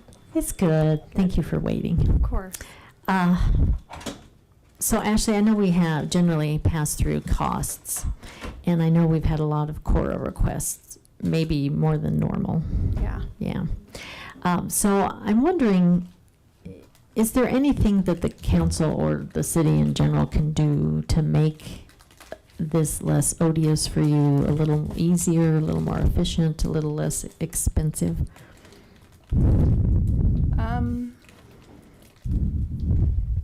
Usually it's technology, but maybe Yeah. there's some other system. We have submitted in the budget for a system called GovQA for my team that would help manage some of these requests. It would create efficiencies for my team. So we are optimistic that it will be approved through the budget in hopes to create some of those efficiencies for us. Yeah. The thing with when costs go up and then we raise fees, and then things get more expensive, and then costs go up, the fees never come down is the problem. So it's almost the epitome of inflation. And so and usually what happens is people find efficiencies through technology or through streamlining. I don't know how your records retention is and how the record filing system is, because that can make things more difficult. So I was just looking for some suggestions where we could put off raising fees until we had more technology available to you. I don't know if that would be the best option. What we're doing or what we're suggesting to do with this increase is just to come in alignment with what the statute has said we can charge, which is also what the city clerk's office is currently charging as well. The only increase we're looking at this time around is just our research fee, to hopefully help deter some of the requests for all department emails and text messages for a 4-year span of time, just to ensure that we are adequately charging for staff time on some of those requests that we've seen in the past 3 months.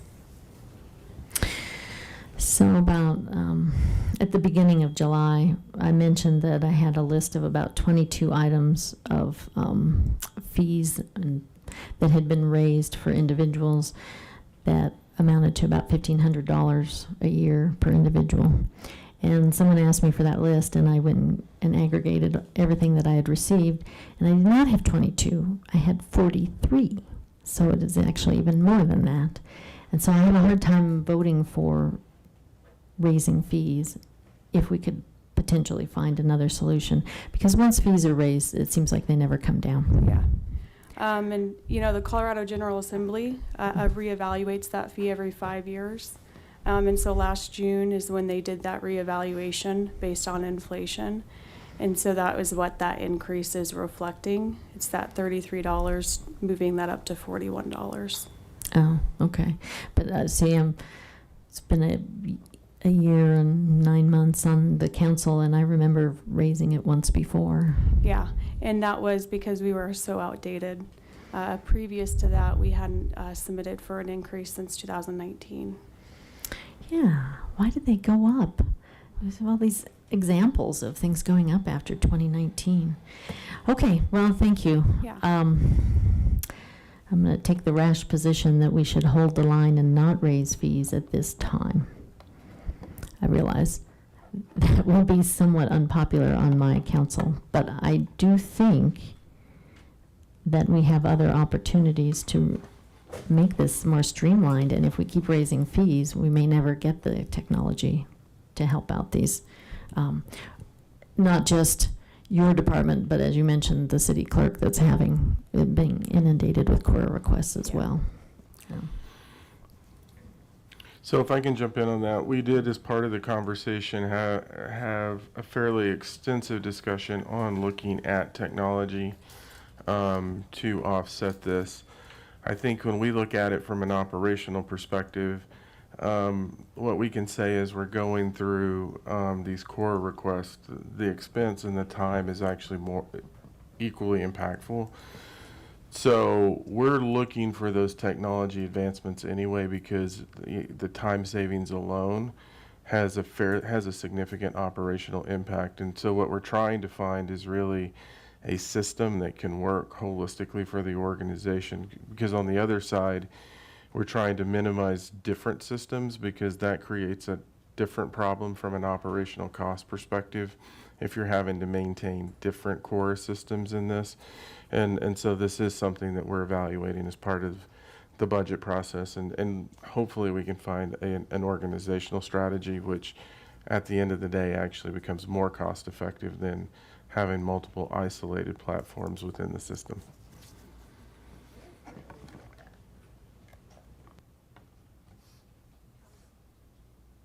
Councillor Popkin. Harold, that was partly answering my question of just like the time money proposition here of just what goes into this. I understand where Councilwoman Christ is coming from very much on this, and when we can streamline this, it might be able to do that. That's not always possible when time and when the technology still requires a certain amount of time to go into this. And the implication is either we increase the fees on these specific requests, or we are shifting costs from another part of our budget as well. Yeah. So, something's paying for this one way or another. And I guess the question is, are we more comfortable with meeting kind of the cost parity of what this is, or are we pulling from other parts of the fund or budget that would support these operational needs anyway? And that takes away from other services that we have too. So, I mean, that's really what we're talking about if we talk about not increasing this, at least to my knowledge. So I think in this case, I'll lean towards increasing this slightly just to keep pace with this. But I understand where you're coming from, and do hope that we are able to identify those technologies and the systems that allow our staff to save time and allow our city to not have to increase fees in the future. Well, Harold, how close are we? Can you turn your mic on, please? How close are we in terms of being able to afford the technology that would? Well, that's what we're trying to assess, and so I don't know that it's anything imminent in terms of what we're doing, because the different systems that are in play and what we're trying to manage in our core requests, because they overlap at times. And then obviously, as we're looking at this budget, I kind of talked about some of the headwinds coming into this budget process is understanding what financial capacity we're going to have once we go through level 1 expenses. I just reviewed those today. We cut a few as we were evaluating it, but most of those are just inflationary increases. The number, to give you a sense, of level 1 for the general fund was 1.8 million. So we're having to evaluate that too. So I can't answer the question today, but I know there's a lot of pressures on the budget system. What we do though is when we evaluate whether it's technology or process improvements, we're also looking at what is really the return on investment. And I look at it in really multiple ways. Is there a productivity improvement? Is there a cost reduction? Is there a revenue enhancement? Or is there a cost avoidance? And if you can start seeing you hitting 2 or 3 of those, then the number starts becoming very clear, and we figure out how we can fund it. But it's too early for me to tell you how close we are. I think one of the challenges that a real example is we had a request come in. We're not even sure what the request is, even after trying to get clarifications from the person that put the request in the system. And they wanted every employee, I think, to spend 15 minutes going through their text messages, looking for something that no one's really clear what they're looking at. There's not a technology that can deal with that issue. I think we indicated that the cost of that request was $13,000, and they paid it. And so the technology doesn't always solve some of the core requests that we're dealing with when we're addressing those issues. Well, thanks for making the human expense first on your list, because it's a tough job.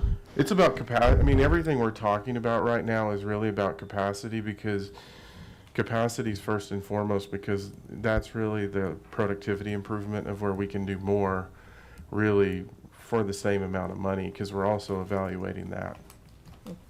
And there's no AI bot out there that can go through text messages and understand? Not yet. Okay. Hopefully there will be one in the near future. Okay. All right. Well, I guess I have to move R 2025-39. I'll second that. It's been moved by Councilor Christ and seconded by myself to move 2025-39. Let's vote.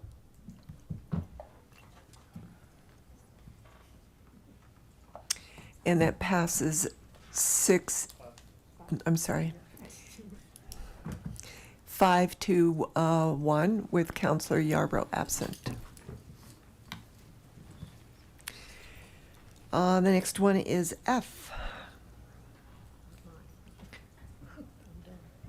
Councilor Popkin, is your light on for a reason, or did you just forget to turn it off? Oh, I'm sorry. I thought you said. No, I said not mine. Thank you. I believe Valerie is here. I just had you're going to take this one? Yeah. Ian? Excellent. Thanks, Ian. Just one question, I think, for you. And while you're coming up, I'll just say, I think this is super cool that we're extending our service to support the St. Frank Valley. Full support of this. I just had a quick question. I'm blanking on where I found this in the packet, but basically this is about $94,000 of an annual contract, correct, with the school district? Yeah, that's correct. And I think it said there was, I just wanted to clarify, because I think this said somewhere I read that there was, it was $94,000 in revenue. And I was just wondering, are there costs for the work that we're doing here, or is it extending the service? Are there just some upfront capital costs to do? What's the cost revenue proposition? In this case, we are providing service to St. Vrain over their fiber. So they've incurred the majority of the costs in order to extend their fiber to meet with us. But as part of the contract, we do charge for any equipment. We do charge for maintenance. So this is there is nothing additional that we are incurring in order to provide the service to them. Excellent. Nice work. Okay. Thank you. Thanks. Yeah, I will move to approve item F. Okay, it's been moved by Councilor Popkins, seconded by Councilor Christ, to move R 2025-40. Let's vote.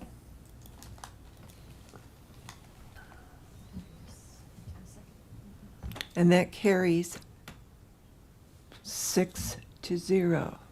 I'm checking with Aaron because he's going to pronounce me. With Councilor Yarbrough absent. And I pulled G. No, I'm sorry.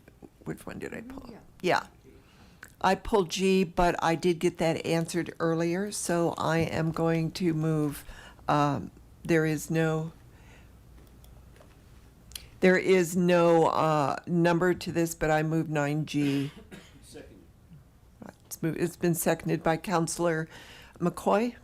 Let's vote. And we are through the consent agenda.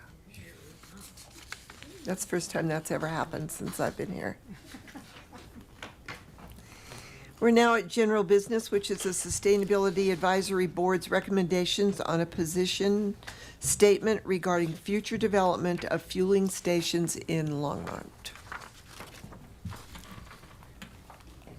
Hi, good evening, Mayor Peck and council members. I'm Lisa Knobloch. I'm the Sustainability Manager with Strategic Integration. And I'm going to hand off this presentation to our Sustainability Advisory Board member, Daniel Leonard.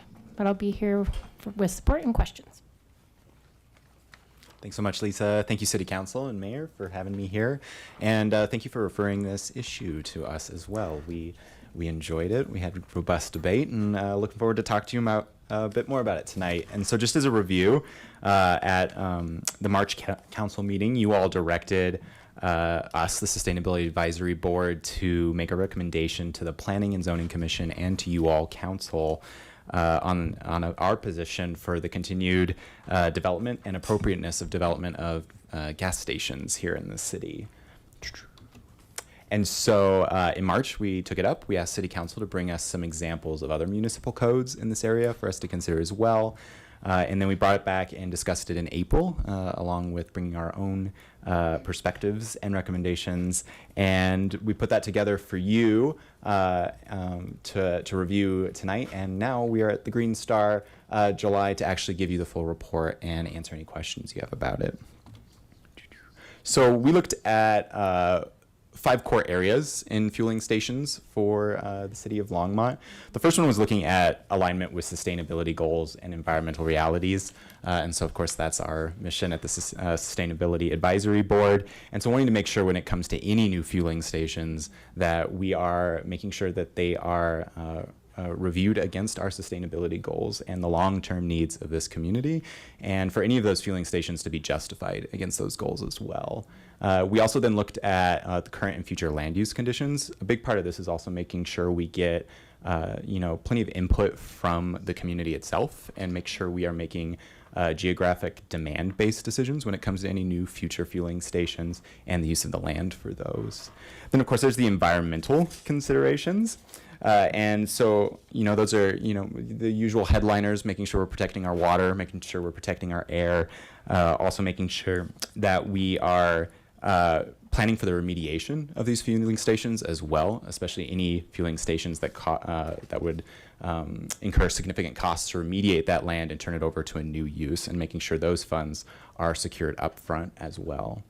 And then we looked at the sustainability in public health and safety concerns. A big one around here is also continuing to work with fire safety to make sure that any fueling station is meeting those standards, but also considering air and quality safety measures, particularly as it relates to any sensitive communities, sensitive businesses, or other uses of land in the area.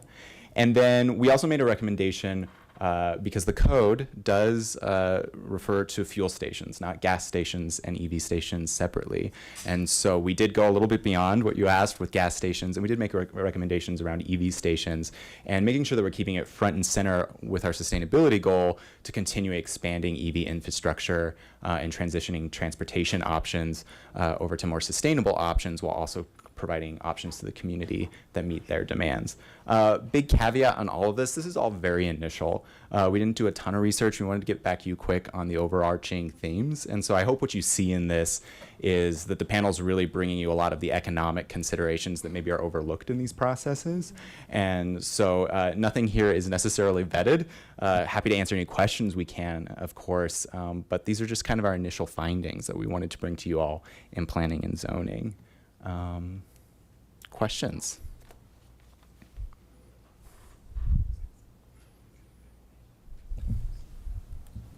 Councilor McCoy. Thank you, Mayor Peck.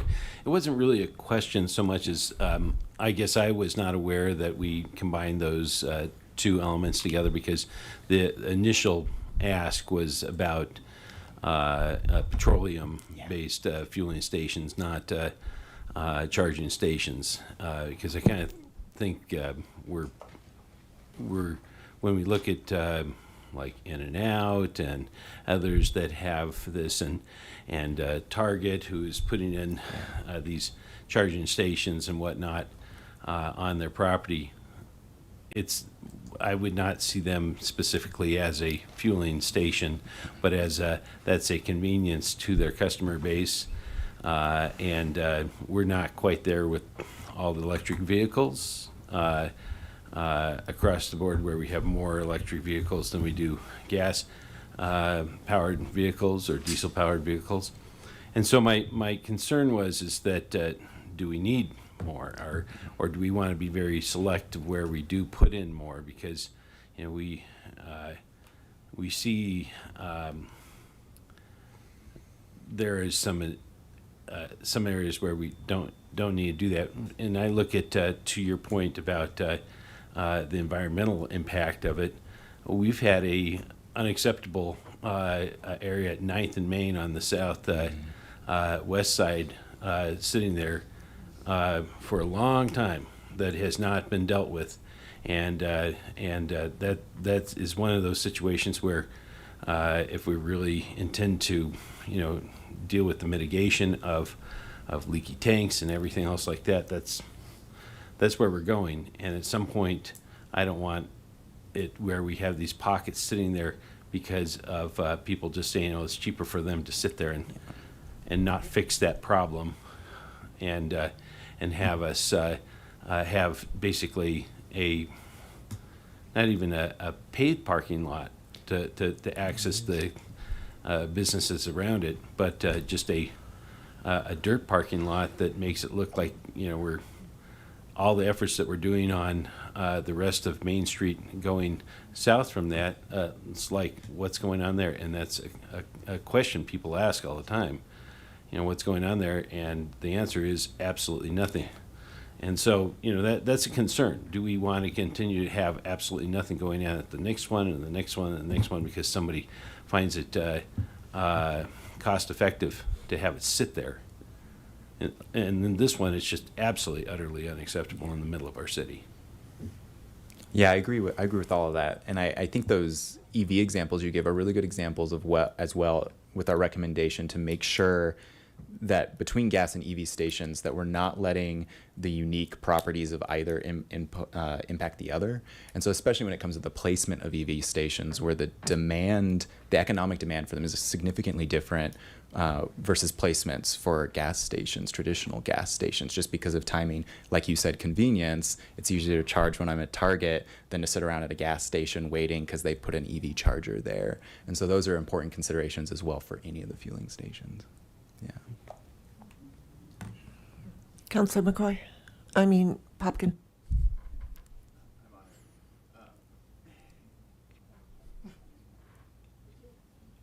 It didn't. Yeah, there we go. Thank you for sticking around and presenting this. I've been privy to many of the conversations you've already had, so I won't reignite any questions there. What I did want to just ask is, I do remember from an early conversation that SAB had that there were some discussions of additional examples from other communities and what they'd done. I was just wondering if one or both of you could, or either of you could speak to some of those examples that we saw and like kind of how much of this is informed by what other communities have done there, just so we know like what is within like the vocabulary of some local governments in the Front Range or wherever you want to highlight. Oh, sorry, that got thrown for a minute. Mayor Peck and Councilmember Popkin. Yeah, I'm happy to jump in there. We did, I looked, I know he was here earlier, he may have left already, but I really leaned on our planning folks, and Grant Penland had a lot of expertise in this area and was able to circle quite a few examples, both regionally and from other communities. We tried to look for regional examples as much as we could in terms of what were other communities doing. And so a lot of this was informed by that. There were also additional questions and discussion that came up from the board itself, particularly around these land use pieces of assessing, not being able necessarily to come out and say we don't think additional gas stations should be going in, but people really wanted that to be informed by what's already out there, what the community demand is, as Daniel mentioned. So it was informed by that research with additional comments. Some of the ones that are particularly reflected are revisiting the existing setback that exists between gas stations and critical facilities like schools and childcares and places where people congregate, mostly because of those air quality impacts. Our setback was quite a bit lower than most of the other examples that we found. We found a number of other examples in which there were setbacks with regards to proximity to other fueling stations and certain requirements to say, if you already have a gas station on one corner, do you need another gas station on an adjacent corner? Do you need 4 gas stations at one intersection? So there were some requirements that were brought into the recommendations from the SAB around those different setbacks. And then there were also some recommendations that reflected some of the environmental and public health concerns around controls for fugitive mitigation or fugitive emissions and monitoring for potential air or water quality contamination issues. Cool, thank you. Seeing no one else in the queue, I read through all the recommendations, and some of them we already do, like number 3, the stormwater mitigation, air quality, permeable surface treatments, etc. We already do that. So the one thing that I don't agree with was number 2, which said to have a, and that was under the very first recommendation, which is basically should basically have a public safety, a public input coming through, and I don't think that that's necessary. That is what our sustainability board is for, people to come to and give their input. But if we start having with all of these new projects, we have a public forum or a public comment section on them, I don't think we'd ever get anything done. So that I didn't agree with, but I think the work that you've done is pretty good. I'm mainly interested in, again, the amount of gas stations within a certain distance of each other so that we don't cannibalize one for the other. And it would be interesting going forward to see, as we grow, as we get more electrical in our city, do we need to start phasing these out, or will they phase themselves out just naturally? Or should we build any more? But at this point, I don't think that's a consideration. So that's my 2 cents worth. Seeing no one else, thank you for your work, and thank the Sustainability Board for their input. It's very helpful. Thank you. Thanks so much. We're now at final call, public invited to be heard. Is there anybody in the public that would like to address the council? Come on up, say your name, and you have 3 minutes. And address. No, I'm sorry, you don't need to give your address. Anybody can talk final call.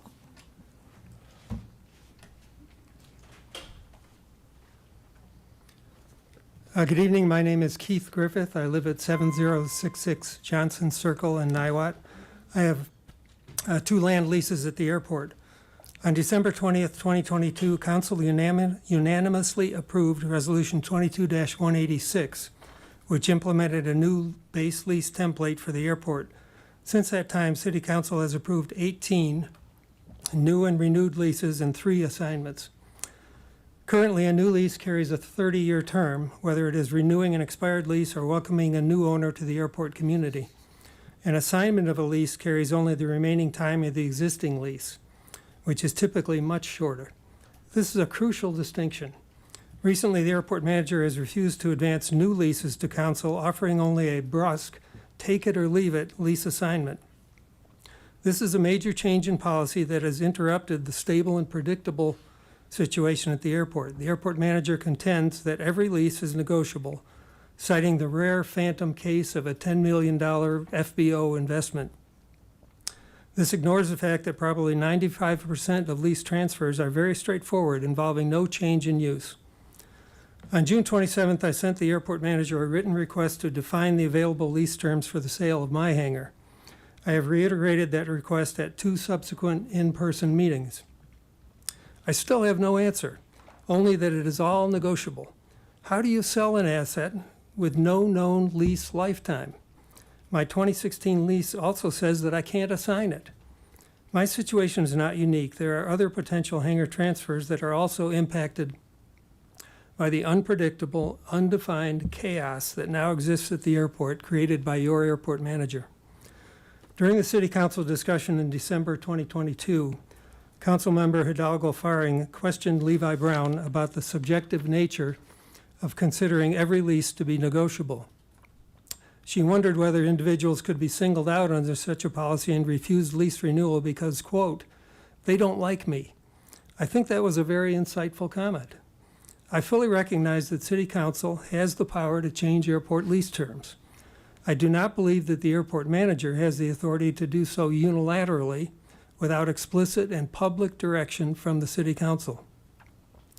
I ask the City Council or appropriate city management direct the airport manager to halt this moratorium, resume processing new leases under the last approved template until City Council approves a new template. Or, if you don't like that, alternatively, simply make it explicit and public that you, as the ultimate decision makers, want a moratorium on new airport leases so that airport investors know the ground rules.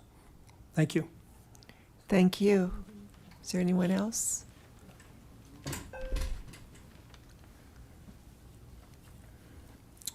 Hi, my name is Keith Sparkjoy. I live in Boulder, and I'm a new tenant at the Longmont Airport. Yes, you are. Following up on what Mr. Griffith just shared, I'd like to share my experience as a newcomer to the airport. In May of this year, I purchased Hangar 28 at Longmont Airport from a longtime resident who was moving to another state. Hangars are very scarce resources, and the seller wanted to move quickly, so I was accommodating. I paid in cash. We closed in 15 days. I asked for a copy of the ground lease, but the seller withheld it until just a few days before the close. And I now understand why he may have been a little reluctant to share it with me. When my lawyer and I were eventually able to actually take a look at it, we had some concerns about the language. I was basically inheriting a 13-year-old lease, which only had 7 years remaining on it, with an option to negotiate with the city for renewal of the lease for an additional 20-year period. It's important to note that this is not a right to renew. This is an option to negotiate. Turns out I was only guaranteed tenancy for 7 years, after which, if the city didn't want to work with me anymore, I would be responsible for tearing down and disposing of the structure. During this time, I connected with other hangar owners at the airport and learned that if I had purchased my hangar just a few months earlier, I would have been granted a new 30-year lease. Apparently, the airport manager had just recently stopped issuing new leases for hangar sales and was now only issuing lease assignments. If I'd have purchased a few months earlier, I would have had over 4 times the guarantee of the lease term. When I emailed the airport manager with a concern about lease terms, he replied, quote, "All documents, including the lease, are as stands. Make your decisions about the purchase of the hangar accordingly." If the airport manager considers every lease to be a negotiated document, I'm confused as to why the buyer isn't part of that negotiation. I was presented a lease assignment and told that I could take it or leave it. There appears to have been a change in behavior without an underlying change in policy by City Council, and I just wanted to make you aware of it. I would also like to formally request the creation of a new 30-year lease for Hangar 28, or be told on the record why I'm being treated differently than others who came before. Thank you for your time and consideration. Thank you. Is there anyone else in the yes, here we have someone. Hello. Hello. My name is Irma Williams, and I live at 12353 North 75th Street, Longmont, Colorado 80503. I come to find out that I am a resident of the Boulder County unincorporated area, but anyway, but I am the founder of the William Vaughn Center. We are a nonprofit organization. Our mission is to reduce homeless growth in Longmont. Our team is dedicated to the mission of reducing homeless growth. We can do this by building and offering low-rent living spaces and services to those that are in transition and to those who are facing the possibility of homelessness. Our project will bridge that gap by offering low-rent spaces and wraparound services while the clients pursue permanent housing, thus preventing the growth of homelessness in Longmont, Colorado. Now, we all heard an ounce of prevention is worth a pound of cure. Therefore, if we can build these living spaces and provide services such as therapy, referrals, and life skills, this will happen. And by preventing people who are in crisis becoming homeless in the first place, we have achieved our goal in helping to reduce homeless growth in the city of Longmont. We are asking the city of Longmont to partner with us in this endeavor by donating land or other resources to the project. We need the land to build the living spaces on. I have 33 years of experience and voluntary experience working with agencies to help resolve the issue of surrounding homelessness. My board members have over 40 years in accounting, business ownership, and administration. We already have a grant writer willing to donate her time and skill in pursuing continuous funding for the center. We have a construction company and construction workers that are willing to donate their time and skill towards the project and ensure that we meet all zoning requirements. We have received our good standing certificate, our EIN number, we have our 501c3 certificate from the IRS, and we have the support from other 501c3 organizations that are already operating in the city of Longmont, such as Hope, Vineyard of Longmont Church, and Helping Hands. Your support is particularly important to us because we need the land to build on. My time is short here, so I want to thank you for your guidance through this process. And if we can make an appointment to discuss in further detail plans for the development and implementation of this project. Thank you. Can you say once more what the name of your project is? Yes, ma'am. It is the William Vaughn Center. William Vaughn? Yes, ma'am. Okay, thank you. Okay. Is there anyone else? Steve Altschuler. Thank you. Steve Altschuler, still 1555 Taylor Drive. Sometimes solutions are really simple, and I don't know why they don't just like jump into someone's head. Councilman Popkin, with the $100,000 depreciation schedule, just have two sentences saying, so after 3 years, there would be $70,000 left. After 7 years, it would be $30,000 left. And after 10 years, it would be zero. And that would apply whether it's 100,000, 200,000, 20 million, whatever. And then everyone sees what people are talking about, and there's no question. That's it. Thank you. Thank you, Steve. We are now at mayor and council comments. Is there anyone? Mayor Pro Tem Hidalgo Fehring. So as Museum Advisory Board liaison, I wanted to remind public and council that tomorrow morning at 8:30 we have our groundbreaking for the final phase of the museum expansion. So if you are able to come join us at the museum, we'll be there at 8:30 for the groundbreaking. Thank you. Councilor Rodriguez. Thank you, Mayor Peck. I just want to say that dude has a great shirt. Love Thrice. The killer.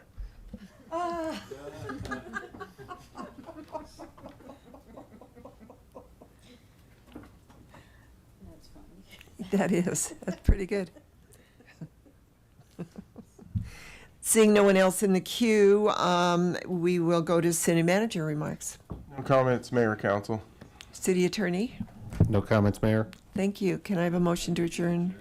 It's been moved by Councilor McCoy, seconded by myself to adjourn this meeting. All those in favor say aye. Aye. We're adjourned.